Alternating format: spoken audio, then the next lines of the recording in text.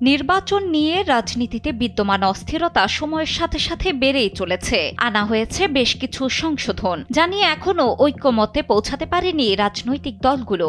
এরই মধ্যে নতুন নিষেধাজ্ঞা নিয়ে হাজির নির্বাচন কমিশন ইসি।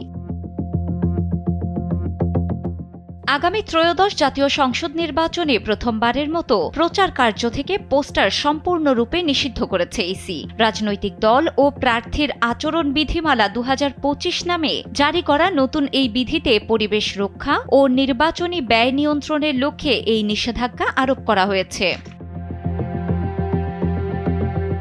সোমবার গেজেট আকারে এই বিধিমালা প্রকাশিত হয়, যেখানে শুধু পোস্টারই নয়, নির্বাচনী প্রচারে ড্রোন ব্যবহার এবং বিদেশে কোনো ধরনের প্রচার কার্যক্রমও নিষিদ্ধ করা হয়েছে। প্রার্থীদের জন্য সর্বোচ্চ 20টি বিলবোর্ড, ব্যানার ও ফেস্টুন ব্যবহারের সীমাবদ্ধতা রাখা হয়েছে।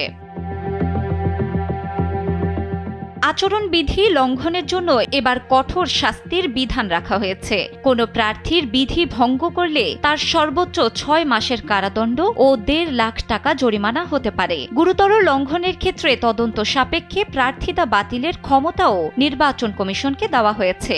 এসব বিধিমালা মেনে চলার জন্য সব দল ও প্রার্থীকে ইসির কাছে একটি অঙ্গীকারনামা জমা দিতে হবে।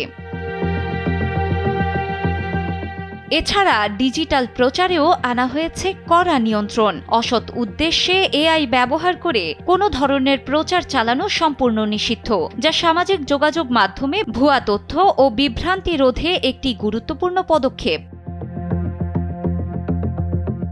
ডেস্ক রিপোর্ট, সময়ের আলো।